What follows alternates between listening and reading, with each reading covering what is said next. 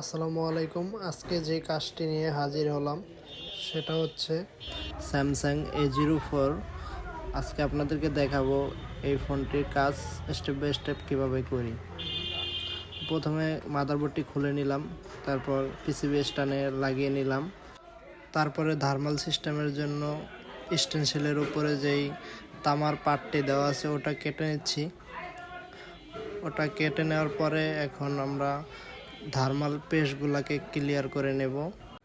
Clear করার পরে এখন স্টেনসিলটা কাটিং করে নেব সুন্দর করে। কাটিং করার পরে পিসিবি স্ট্যান্ডে বসিয়ে নিলাম।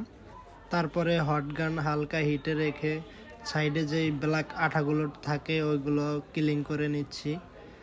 ওইগুলো সুন্দরভাবে ক্লিন করে তারপরে আইসিটি রিমুভ করতে হবে। মাঝখান থেকে কিছু অংশ একটু কাট করে দিলাম, কারণ ভিডিওটা বেশি লং হয়ে যাচ্ছে। তো এখন আইসিটি উঠিয়ে নেব। আপনারা যারাই কাজ করবেন আপনাদের পরিমাণ মতো হিট দিয়ে আইসি রিমুভ করবেন। এরকম ভিডিওতে দেখে যদি আইসি রিমুভ করতে যান তাড়াতাড়ি করে, তাহলে কিন্তু সমস্যা হইতে পারে, আইসিটি ড্যামেজ হয়ে যেতে পারে বা মাদারবোর্ড থেকে লাইন উঠে যেতে পারে। দেখতে পাচ্ছেন সুন্দর মতো আইসিটি উঠিয়ে ফেলেছি, কোনো লাইন ড্যামেজ হয় না। এখন সুন্দরভাবে আইসির নিচে যেই ব্ল্যাক আঠাগুলো থাকে ওইগুলো সুন্দরভাবে ক্লিন করতে হবে ধীরে ধীরে। তাড়াহুড়া করা যাবে না, তাড়াহুড়া করতে গেলে আইসির লাইনগুলো ড্যামেজ হইতে পারে। তো আপনারা কোনো সময় আইসি রিবোলিং করার সময় তাড়াহুড়া করবেন না, ধীরে ধীরে কাজ করার চেষ্টা করবেন। আশা করি 100% সাকসেসফুল হবেন। আর এই ভিডিওটা হচ্ছে নতুনদের জন্য, এটা পুরাতন যারা কাজ করেন, যারা অভিজ্ঞ এই বিষয়ে তাদের জন্য না।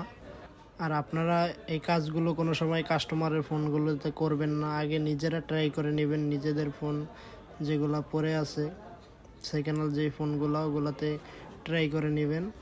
তারপর সাকসেস হইলে তারপরে কাস্টমার ফোনে অ্যাপ্লাই করবেন। কারণ কাস্টমারের একটা দামি ফোন যদি আপনারা এইভাবে কাজ করতে যান, যদি কোনোভাবে ড্যামেজ হয়ে যায় তাহলে আপনি নিজেই জরিমানার তলে পড়ে যাবেন।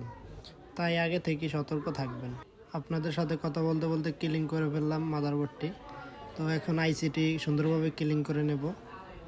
আর আইসিটি ক্লিন করার সময় একটু সতর্ক থাকবেন, বেশি হিট যেন না পড়ে। হিটটা একটু কম রেখে উপরে যে সোল্ডারিং পেস্টগুলো আছে ওগুলো দিয়ে তারপরে ক্লিন করার চেষ্টা করবেন, তাহলে আশা করি ক্লিন হয়ে যাবে। আর আইসির সাইডে যে আটাগুলো আছে ওগুলো ক্লিন করে নিলাম। এখন রিবোলিং করে নিতেছি।